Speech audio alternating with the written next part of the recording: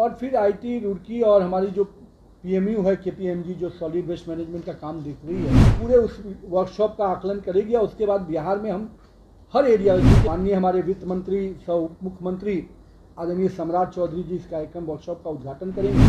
हम किसी भी हाल में नगर निकाय की स्वायत्तता को कम नहीं होने देंगे। बिहार में नौकरी और रोजगार एक मुद्दा बना हुआ है। इसको लेकर सरकार पूरे तरीके से सजग भी दिखाई दे रही है। जी हां, बता दें कि अब बिहार में वर्कशॉप का आयोजन किया जा रहा है, जिसमें बिहार सरकार में मंत्री उन्होंने ये तमाम जानकारियां दी है।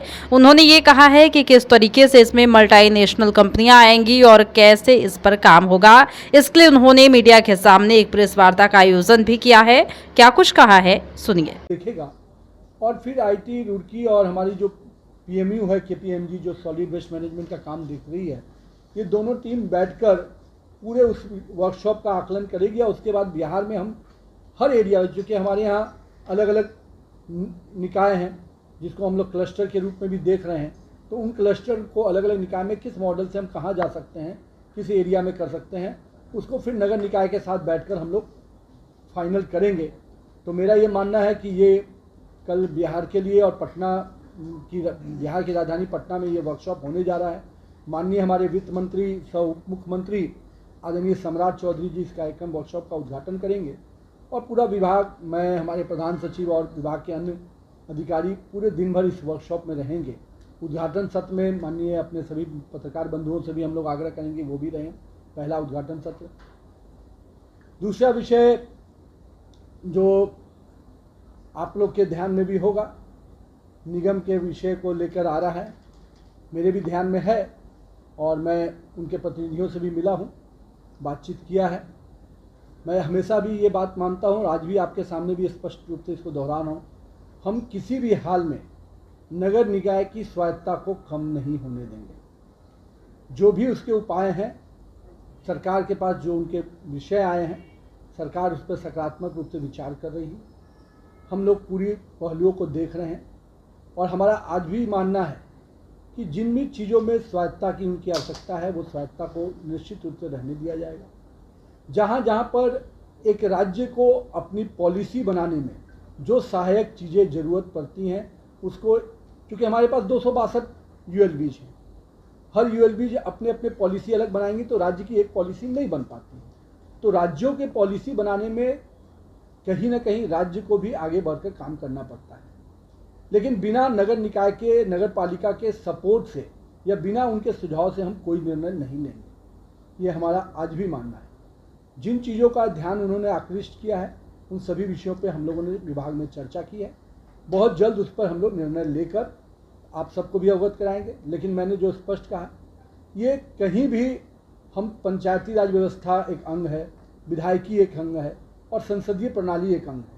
इन तीनों में आपस में निश्चित रूप से तालमेल रहता है, तभी विकास के काम नीचे तक पहुंचते हैं। लेकिन कॉन्स्टिट्यूशनल सिस्टम में हम सबको एक दूसरे को चेक करने का अधिकार है और कहीं ना कहीं मैं ये भी नहीं लागू होने दूंगा कि जनप्रतिनिधि हैं वही पॉलिसी मेकर हैं। मैं इस बात को बहुत बेहतर समझता हूँ, मैं भी विधायक रहा हूँ तो मुझे ये मालूम है जनप्रतिनिधि पॉलिसी मेकर हैं और हमारे जो अधिकारी हो इंस्टीट्यूशन के पार्ट में, तो निश्चित रूप से दोनों लोग अपनी भूमिका को अच्छी तरह से निभाएं और दोनों की भूमिका में एक दूसरे का हस्तक्षेप कम हो, इसका पूरा ध्यान हम रखेंगे।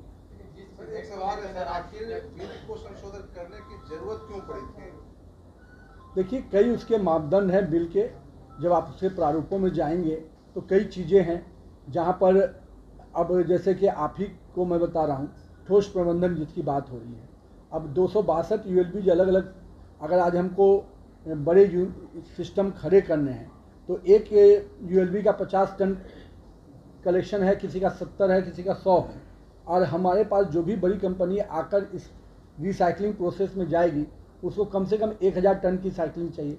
तो कहीं ना कहीं सारे 10 यूएलबीज को कलेक्शन के ग्रुप में तो क्लस्टर बनाना ही पड़ेगा और ये कोई एक नगर निगम या एक नगर परिषद या एक नगर पालिका निगम तो कर नहीं पाएगा। इसके लिए तो विभाग को ही आगे आगे करना पड़ेगा। तो जब पॉलिसी ड्रिवन कुछ चीज़ें होती हैं उस पर ज़रूर राज्य सरकार को अपना निर्णय लेना पड़ता है।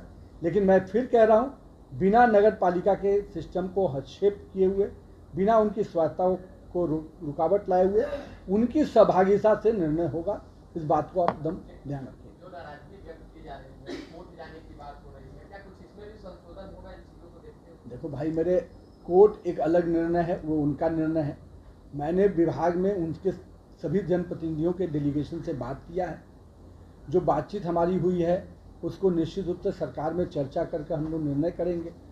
मैंने उनके सारे विषयों को सुना है और स्पष्ट कहा है कि हम उस पर सकारात्मक रूप से विचार कर रहे हैं। लेकिन कोई भी निर्णय लेने के पहले उसके कई पहलू होते हैं और उन पहलुओं से उनको भी अवगत करा दिया गया है। और हमारी जो बातचीत हुई है वो सकारात्मक रूप से हुई है, उनको भी मालूम है ये सारी बातें। और निर्णय जो होगा सबके हक को देख कर ही होगा, कहीं उनकी स्वायत्ता को चुनौती नहीं आएगी। धन्यवाद। बिल बनाने के पहले सर बातचीत हुई थी क्या? देखिए, एक चीज़ आप समझिए, आप भी पत्रकार हैं, क्या बिल बनने के पहले इस तरह की कोई प्रक्रिया होती है क्या पहले कभी? आप मतलब उसके एक्ट हैं, म्यूनसिपल एक्ट है, उसके तहत कुछ चीज़ें आप इम्प्लीमेंट करते हैं। वो म्यूनसिपल एक्ट उनके पास भी है, हमारे पास भी है। उस म्यूनसिपल एक्ट के आधार प्रावधान के आधार पर ही कुछ निर्णय होते हैं। फिर भी नगर पालिका के जो स्वायत्ता का विषय है उसको ध्यान में रखकर ही काम किया जाएगा ये। लेकिन कभी भी एक विभाग अपने सिस्टम में है और एक दूसरे को कहीं ना कहीं कॉन्फिडेंस है। राज्य सरकार इतना बड़ा राशि उपयोग करती है तो कहीं ना कहीं राशि के साथ चीज़ों को आगे बढ़ाने का प्रयास किया जा रहा है।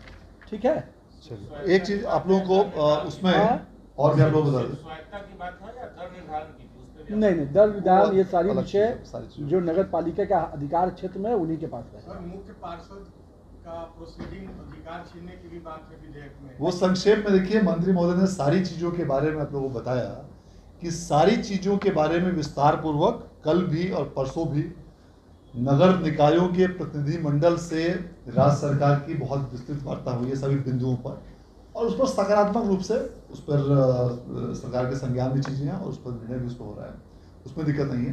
दूसरी चीज जो आप लोग हम लोग बताना चाह रहे थे कि एक तो कल का जो उद्घाटन सत्र, उसमें तो आप लोग साधारण आमंत्रित हैं। 9:30 से लेके 10 के बीच का उद्घाटन सत्र है, जिसमें कि माननीय उप मुख्यमंत्री जी, माननीय मंत्री जी और जो भारत सरकार के डायरेक्टर हैं हम लोग सभी लोगों का उसमें जो होगा। उसके बाद जो सभी का जो प्रेजेंटेशन वगैरह होगा, तो अमूमन हम लोगों को पूर्व में जब भी कार्यशाला इस तरह की रहती रही है, पूर्व में बिहार बोर्ड का भी हुआ था, तो प्रेस की तरफ से एक रिक्वेस्ट आता है कि शाम के टाइम में आधे घंटे का उनको ब्रीफ कर दिया जाए कि क्या